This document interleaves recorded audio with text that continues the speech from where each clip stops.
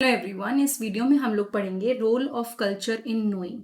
ठीक है, कल्चर का क्या रोल होता है इस प्रॉपर फिनोमेना में। बेसिकली कोई भी चीज़ समझने में या जब हम कोई भी चीज़ पढ़ते हैं हमें उसके बारे में पता चलता है। ठीक है, सो सबसे पहली बात तो culture plays a significant role in shaping what we know and how we acquire knowledge. यानी कल्चर जो होता है उसका एक काफ़ी इम्पॉर्टेंट रोल होता है हमारी लाइफ में। किस चीज़ में? जो भी चीज़ें हम जानते हैं उसमें, एंड जिस तरह से हम एक्वायर करते हैं, गेन करते हैं या लेते हैं नॉलेज, उस सब में कल्चर का काफी इंपॉर्टेंट रोल होता है। Our cultural background influences the way we perceive the world and the information that we are expose to.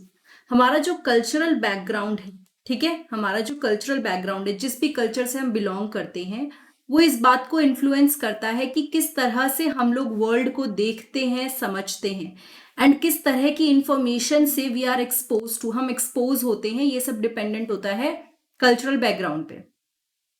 ये हमारे बिलीफ को अफेक्ट करता है, हमारी वैल्यूज को अफेक्ट करता है, हमारे एटीट्यूड को अफेक्ट करता है, एंड जिस तरह से हम सोचते हैं उस पे असर डालता है। तो कल्चर का आपने देखा कितने सारे इम्पैक्ट्स हैं। ठीक है, belief, value, attitude, the way of thinking, और इन सब की वजह से हमारी जो अंडरस्टैंडिंग है वर्ल्ड की वो अलग है। मैं आपको एक बेसिक एग्जांपल देती हूँ। वेस्टर्न कंट्रीज में जहाँ पे कल्चर हमसे अलग है, वहाँ पे जो पेरेंट्स होते हैं वो बच्चों के साथ नहीं रहते। 18 साल के बाद जनरली वो अलग हो जाते हैं।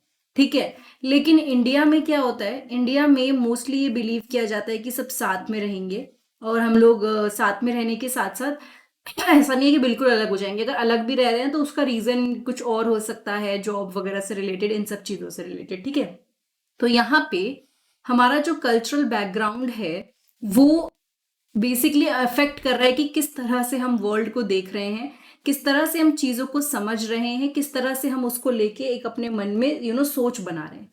ठीक है, 7 ways in which culture plays a role in knowing। 7 तरीके जिससे कल्चर हमारे जो भी चीज हम जानते हैं उस पर इन्फ्लुएंस डालता है। The cultural background shapes our world view. जो भी हमारा कल्चरल बैकग्राउंड है उससे हम किस तरह से पूरी दुनिया को देखते हैं उस पर असर पड़ता है। Our cultural background influences the way we perceive the world. इससे असर पड़ता है किस पे? किस तरह से हम वर्ल्ड को देखते हैं, परसीव करते हैं। वही सेम टू सेम लाइन आ गई। हमारे बिलीफ को, वैल्यूज को, एटीट्यूड को, थिंकिंग को ये कल्चर से सीधे असर पड़ता है। For example, someone from a collectivist culture may view the world through a different lens than someone from an individualistic culture. जो मैंने अभी आपको समझाया ना, आप वही एग्जाम्पल मान के चलिए। अगर हम यहाँ की बात कर रहे हैं, इंडिया में जो लोग रहते हैं प्लस जो बाहर लोग रहते हैं, हर कोई अपने अपने हिसाब से चीजें देखता है क्योंकि हम सबका कल्चर अलग है। Plus language influences knowledge acquisition. Language का असर पड़ता है किस पे? Concept we use to understand the world. तो लैंग्वेज से फर्क पड़ता है किस चीज पे? कि किस तरह का हमारा कॉन्सेप्ट है, हम किस तरह से चीजों को समझ रहे हैं।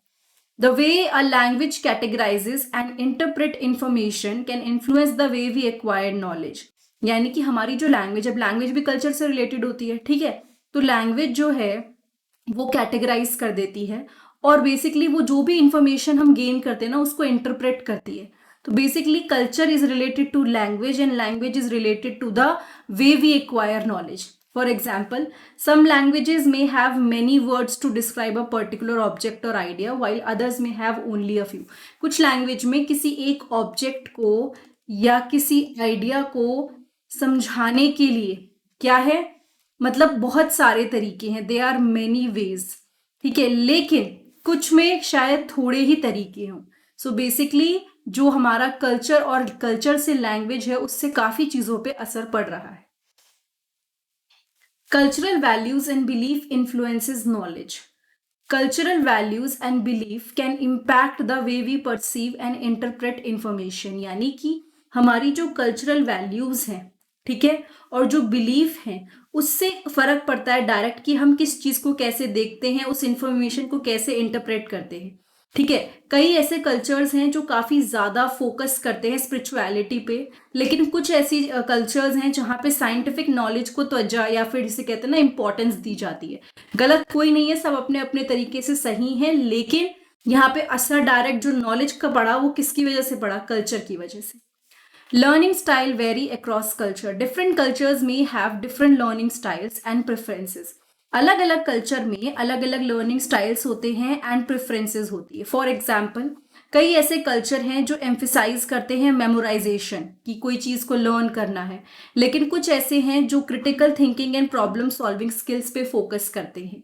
सो लर्निंग स्टाइल पे भी फर्क पड़ता है. आपके कल्चर अलग होने की वजह से आप जिस तरह से चीज़ों को लर्न कर रहे हो उस पर भी इम्पैक्ट देखने को मिल रहा है. Culture shapes decision making. Cultural norms and values can influence the way we make decision. यानी कल्चरल शेप या जो भी हमारे डिसीजंस होते हैं ना, उसका डायरेक्ट कल्चर का डायरेक्ट असर उस पर पड़ सकता है. कल्चरल नॉर्म्स एंड वैल्यू हमारे मतलब जिस भी तरह से हम डिसीजन लेते हैं उस पर इम्पैक्ट डालते हैं. जैसे कुछ कल्चर्स में वैल्यू करते हैं ग्रुप कंसेंसस को एंड कोलैबोरेशन को, और कुछ में इंडिविजुअल. मैंने बताया कुछ में फोकस करता है कि इंडिविजुअल लोगों पे, कुछ में फोकस होता है कि सब साथ में मिलके काम करें, ग्रुप डिसीजन लें. So this is also cultural based. Cultural knowledge is pass down through generation.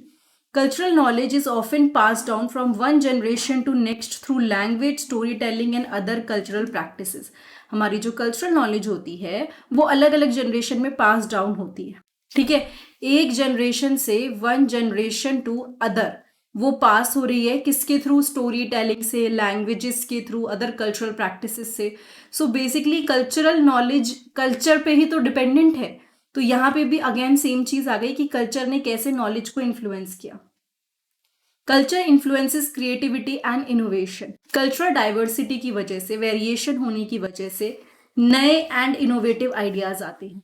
ठीक है, अगर अलग अलग कल्चर के अलग अलग लोग हैं तो वो एक दूसरे के कल्चर को भी देखते हैं, तो उनको अलग अलग आइडियाज आते हैं, उनको अलग अलग चीजें समझ में आती हैं. Exposure to different perspective and way of thinking can spur creativity and innovation. ये ए पर्सन अगर बी के बारे में देख रहा है और उसको कोई चीज़ अच्छी लग रही है तो उसके दिमाग में कई आइडियाज, पर्सपेक्टिव, थॉट्स, ये सारी चीज़ें आएंगी. तो कल्चर की वजह से क्रिएटिविटी एंड इनोवेशन पे भी फर्क पड़ता है, और obviously they all are part of the knowledge. ठीक है. नाउ अगर ये वीडियो आपको अच्छी लगी तो सबसे पहले तो चैनल फटाफट से सब्सक्राइब कर दीजिए. वेबसाइट आप चेक कर सकते हैं फॉर नोट्स. मैंने नोट्स प्रोवाइड किए हुए हैं वेबसाइट पे, बीएड, एमएड, नेट तीनों के, और भी काफ़ी सारे. एंड प्लेलिस्ट आप चेक कर सकते हैं for more videos. And you can join Telegram channel ताकि आपको अपडेट मिलती रहे. यहाँ पे आपको बीएड और एमएड की प्रॉपर प्लेलिस्ट मिल जाएगी. नेट से रिलेटेड भी आपको प्लेलिस्ट मिल जाएगी जिसमें काफ़ी काम की information you will see. Thank you so much. Have a nice day. I'll see you next time in the next video.